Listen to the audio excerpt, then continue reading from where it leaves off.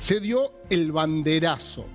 Mucha gente en Villa María y en las principales capitales del país salieron a la calle bajo un sinnúmero de consignas a reclamar por distintas cosas, como ya lo vamos a estar hablando oportunamente con dos personas que gentilmente, dos profesionales, se han prestado a compartir con nosotros este programa.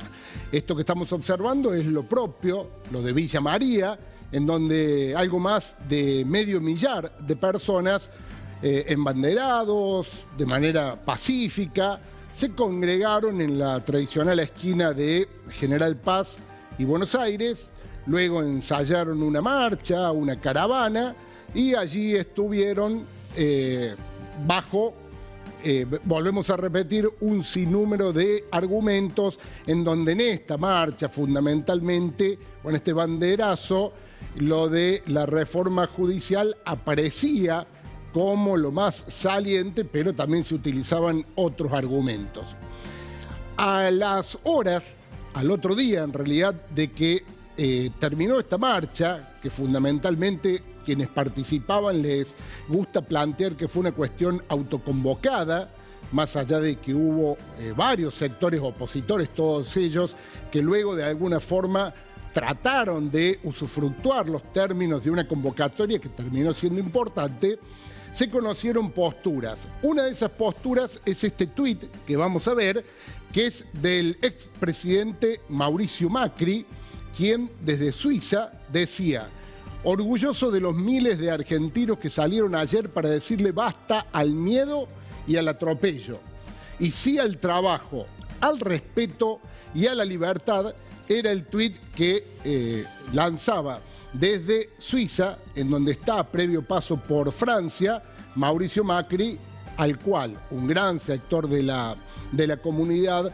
por estas movidas y esta ida al exterior que ha planteado, de alguna forma también ya lo inhabilita. Decimos esto porque en aquel título inicial del programa de Un País Agrietado, si bien hay mucha gente que va a la calle con consignas para el actual gobierno de Alberto Fernández, también es muchísima la gente que plantea consignas, hoy no en la calle, pero en las redes o donde lo quieran escuchar o leer, en contra del actual gobierno que se fue hace tan solo poquito más de 8 meses. Atrás de ese tuit de Mauricio Macri hubo otro que fue el del jefe de gabinete del gobierno nacional de Alberto Fernández, quien fue el que le salió a contestar. Ahí lo vemos. Expresidente, aunque esté en Suiza, no puede desconocer la irresponsabilidad que significa fomentar y alentar una marcha en plena pandemia.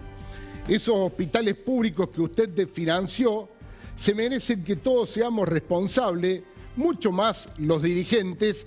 Esto es lo que planteaba Santiago Cafiero como respuesta concreta a Mauricio Macri, luego de que se conociera la expresión del expresidente de la Nación.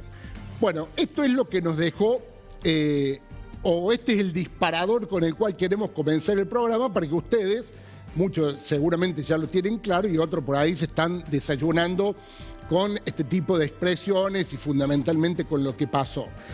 Para poder hablar de este tema, hemos invitado a dos personas que gentilmente, y ya les agradecemos, están participando del programa. Nos estamos refiriendo al consultor y politólogo Andrés Daín y a Rodrigo López Táiz, que es un abogado, profesor universitario, ambas personas a las cuales sabemos seguir en sus comentarios y que respetamos muchísimo en sus posiciones. Andrés, Rodrigo, muy buenas noches, gracias por atendernos. Hola, ¿cómo estás? Muchas gracias a vos por la invitación. Hola Rodrigo, ¿cómo andas? Buenas noches. Buenas noches, Leo. El gusto de hablar con vos tanto tiempo. Para mí también, un gusto grande en tu caso, en el caso de Andrés. Bueno, estaban escuchando ustedes, esta es la cuarta marcha que en 8 meses, en realidad es lo que va de gestión, le hacen a un gobierno que de esos 8 meses tiene 5 en pandemia. La pregunta sería, en un término muy general, ¿por qué marchan los que marchan? Bueno, a ver, el por qué marchan, lo que marchan, yo creo que es una pregunta que nos lleva a un lugar equivocado en el análisis, porque la pregunta ya presupone que tiene que haber un motivo para manifestarse, un motivo que se pueda determinar, que se pueda explicar y que además ese motivo sea compartido por otros de manera más o menos equivalente, ¿no? Entonces tiene que haber un conjunto de motivos y de razones compartidos para manifestarse. Y justamente esta marcha lo que pone en evidencia es que no hace falta eso para expresarse políticamente en Argentina hoy. Y ese es un fenómeno relativamente nuevo en Argentina que tiene quizás su origen en lo que conocimos como el duranbarbismo, ¿no? En el reconocimiento de que no hace falta razones, no hace falta motivos, objetivos determinados para expresar un rechazo a un gobierno, que se puede movilizar políticamente desde la emoción, desde los sentimientos, desde la identificación o desidentificación, desde los prejuicios también. Me parece que la manifestación del lunes pasado pone en evidencia eso, que no es un fenómeno del todo nuevo en Argentina, que ya tiene sus años. ¿Cómo lo ves? ¿Cuál es tu primera visión?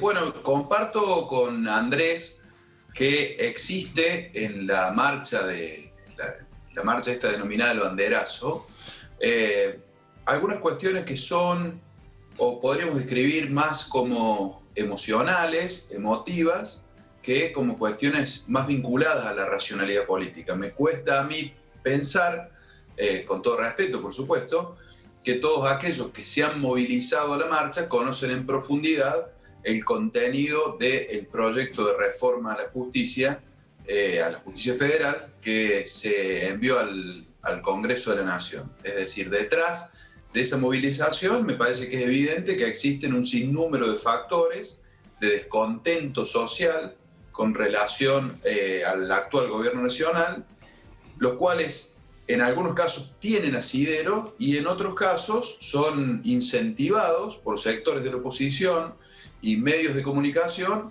que han aprovechado el descontento general del que hablamos y es muy notorio en un sector, en una porción grande de la sociedad, con la sensación de incertidumbre, agobio que nos ha generado a todos estos 3-4 meses que vivimos de cuarentena, de pandemia.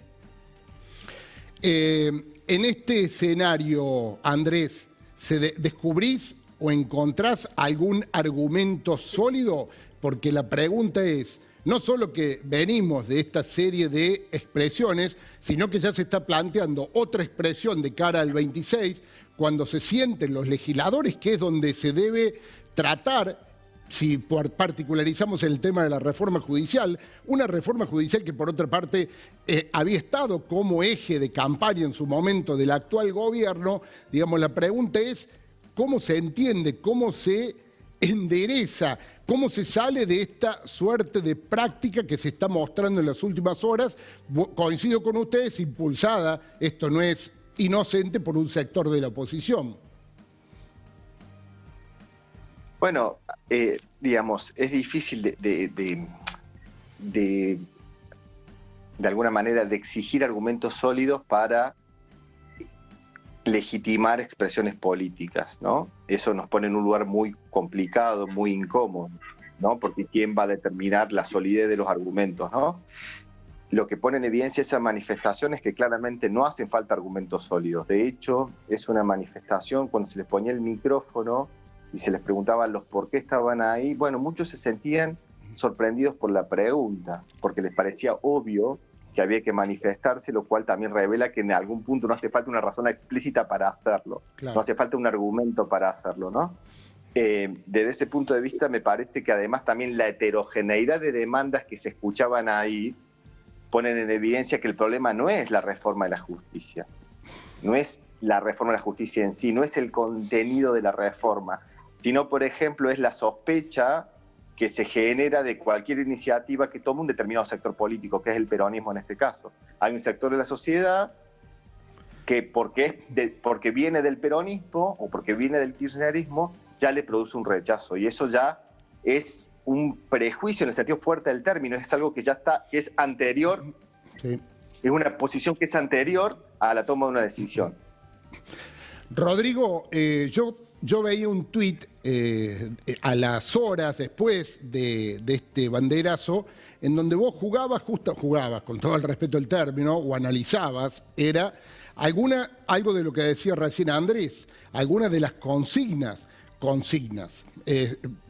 posiciones verdaderamente extremas. Tenemos algunas fotos. ¿Qué leíste en ese momento? Mirá, bueno, justamente con relación a ese tuit al que vos haces alusión, yo me sentí sorprendido por la repercusión que tuvo, pero me sentí mucho más sorprendido por el nivel de agresión que recibí por parte, lógicamente, de cuentas anónimas que no conozco, que es evidente que son cuentas fake, cuentas falsas. Con relación a un hecho que es evidente, digo, había sectores, no digo todos, por supuesto, que habían participado de esta marcha, que como bien dice Andrés, con una cierta heterogeneidad de consignas, algunos llevaban adelante un mensaje radicalizado de odio, ¿no? O sea, en el caso de la ciudad de Córdoba, vandalizaron, bueno, ahí están imágenes, ¿no? El monumento a Agustín Tosco. Claro.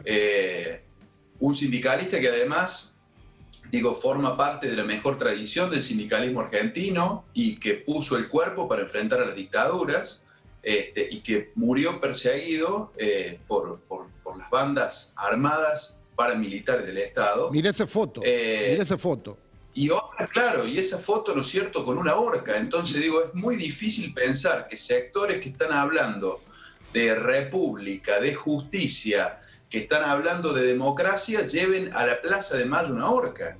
Digo, estamos hablando de un tipo de manifestación por lo virulento, más propio de un odio jacobino que de una verdadera puesta en valor de principios republicanos, de principios democráticos. Ni qué hablar, ¿no es cierto?, de algunos sectores que ya me parecen casi, también lo digo respetuosamente, por supuesto, pero que me parece casi jocoso, ¿no? O sea, aquellos que marcharon con una bandera amarilla pidiendo la autorización del dióxido de cloro, sí, a días de que había muerto un niño por ingerir esta sustancia en Mendoza, o esta bandera que apareció y que llamó poderosamente la atención de un grupo autodenominado Patriarcado Unido Argentino. Es decir, esto de alguna manera sintetiza la marcha, o puede calificar la marcha en el sentido ideológico. No, yo creo que no. Digo, son sectores minoritarios que han aprovechado la marcha para llevar adelante consignas, bueno, digamos, un tanto heterodoxas y en algunos casos hasta bizarras, podríamos decir. Pero más allá de eso, a mí lo que me preocupa, ciertamente, es el nivel de odio que han demostrado algunos sectores, en algunos casos propio del prejuicio del que habla Andrés, ¿no es cierto? Es decir, esa sensación de que es imposible rebatir o discutir democráticamente y con tolerancia cualquier argumento porque ya hay una posición tomada. Entonces, todo aquello que sea contrario a la posición que yo ya tengo tomada, yo lo rechazo, no lo analizo, y todo aquello que de alguna manera ayude a solidificar mi posición previamente tomada, bueno, yo lo asumo sin mayor crítica. Entonces, esas posiciones irracionales hacen muy difícil un debate en el marco de un pluralismo razonable que debe primar en una democracia. Andrés, uno podría decir, o se me ocurre esta frase, y usando la última palabra que utilizó Rodrigo, la democracia se cura con más democracia. Digo, el gobierno, me imagino que ya lo demostró en las últimas horas, anuncios junto a los gobernadores. Alberto Fernández dijo ayer, este es un gobierno de un presidente y 24 gobernadores. Habló de las instituciones del Estado por donde van a seguir los distintos debates. Digo, ¿este es el anticuerpo para enfrentar esta situación que estamos analizando? Lo primero es reconocer la magnitud, me parece. El primer problema acá es reconocer la magnitud real de esto en términos electorales, en términos democráticos. Y eso no hay que perder de vista que estas son opiniones, todos aquellos que estudiamos opinión pública, que tenemos vínculos con mediciones que hacemos y leemos mediciones todo el tiempo, son opiniones absolutamente marginales. Nadie en Argentina, las excluyentes mayorías en Argentina rechazan la idea de colgar a un corrupto de una horca. Claro. Por supuesto que se está en contra de la corrupción y que la corrupción es un problema para la sociedad, pero eso no significa que esas mayorías que comparten ese diagnóstico compartan la idea de que hay que colgarlos en una horca. Del mismo modo que por izquierda, las grandes mayorías también reconocen la necesidad de la intervención del Estado y el rol del Estado, o reconocen la situación de injusticia social en la que se vive, y no se está de acuerdo con la lucha armada para acabar con eso. Las grandes mayorías tampoco están de acuerdo con eso, ¿no? Tanto por derecha como por izquierda. Son ideas, son valores, son nociones que son minoritarias en Argentina, y eso no hay que perderlo de vista. Y eso además también va de la mano de el lugar que ocupa la realidad en ese tipo de posiciones políticas, ¿no? La realidad parece ser un detalle cuando uno escucha esas declaraciones. No importa, fíjense, claro, no importa si era Néstor Kirchner, si era Perón, si era Evita, si era Cristina o si es Alberto Fernández, da lo mismo. Claro. Fíjense las enormes diferencias que hay de estilo de liderazgo, por ejemplo, entre Alberto Fernández y Cristina Fernández, sin embargo, las posiciones son exactamente las mismas, ¿bien? No importa al periodismo y a la prensa, podríamos decir, hegemónica de los grandes medios de comunicación, no les importa el contenido de la reforma, se resisten a hablar del contenido de la reforma. Lo único que importa es que es un peronista y que la vicepresidenta es Cristina y que esto es un pacto de impunidad. Y punto, y se repite eso. No se trabajan sobre los argumentos, no se discuten sobre elementos objetivos, mínimamente, que tengan algún atisbo de realidad. Desde ese punto de vista, vos me decís, ¿se cura con más democracia? Claro. Y por supuesto que hay que escuchar y por supuesto que hay que atender todas las demandas y todas las peticiones, pero también hay que ponerle su justa medida.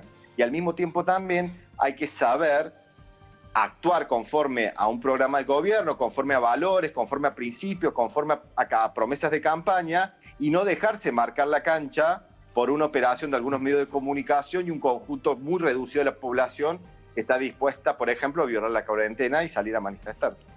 Bueno, no les había preguntado de eso, pero hasta ahí seguramente íbamos a llegar. ¿En qué punto le ven ustedes, ya para ir terminando, qué punto le atribuyen de la importancia esto de que hubo hubo una masiva concurrencia, digo masiva pensando en que estamos en un momento donde lo masivo es mala palabra porque atenta contra la salud y fundamentalmente contra un sistema de salud que es finito y que en cualquier momento puede empezar a marcar, ya estamos muy cerca en algunos lugares, su punto máximo de respuesta. ¿Esto qué importancia tiene? Rodrigo. Mira, a mí me parece, Leo, que este fenómeno, y acá sí voy a disentir con Andrés, está claramente marcado por un sesgo ideológico que incluso pone en riesgo la salud de los propios participantes en ese tipo de manifestaciones. Bueno, caso emblemático de esto es el intendente de una localidad de Santa Fe que encabezó hace menos de un mes una manifestación en contra de la pretendida expropiación de la fábrica Vicentín, bueno, del monopolio económico Vicentín, y que, bueno, tiempo después fue diagnosticado como contagiado de COVID-19. Tomo este caso como un caso testigo, ¿no es cierto? Un caso paradigmático. Sí, sí. Si vos me preguntás si los derechos fundamentales que hacen una república democrática, como lo son el derecho de peticionar ante las autoridades, la libertad de expresión, pueden ser suprimidos en un Estado de Derecho, te digo que no, porque precisamente un Estado de Derecho no es un Estado de excepción. Un Estado de Derecho es el que mantiene, incluso en circunstancias excepcionales, la vigencia plena de los derechos y garantías de los ciudadanos. Ahora, evidentemente que hay una razón superior que una razón de salud pública, porque aquel que tiene una conducta social irresponsable no solamente pone en riesgo su propia salud, su propia vida, sino también la de terceros. Entonces ahí hay un mensaje que me parece que es peligroso de algunos sectores, no solamente de la oposición política, sino a algunos sectores que yo en eso no coincido con Andrés. Yo no veo que sean sectores tan marginales, porque representan una variable más o menos permanente dentro de la política argentina que ha ido creciendo en los últimos tiempos y que ha tomado de referencia algunas expresiones como, bueno, lo vimos en las elecciones, si sumamos, ¿no es cierto?, las adhesiones que tuvieron en su momento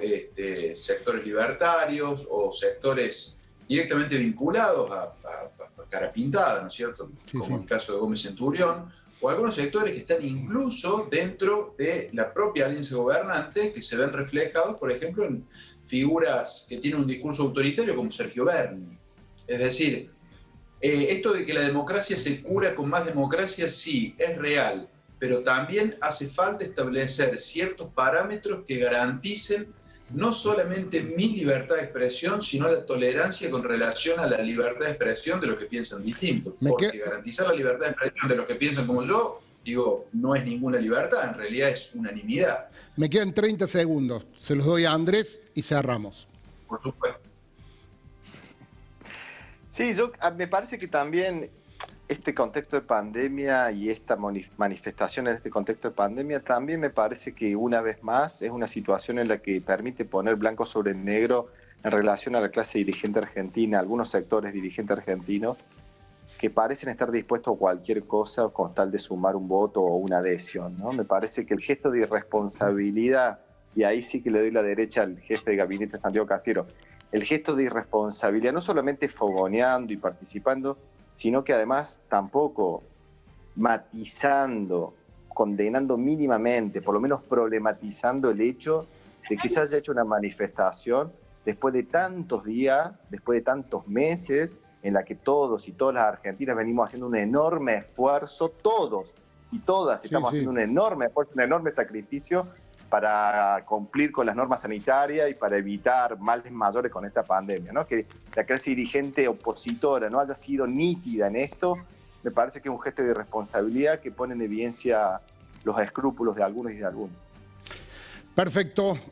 Andrés, Rodrigo, ha sido un verdadero gusto y muchísimas gracias. Gracias a vos, Leo. El gusto de verte y de saludarte. Bueno, muchas gracias.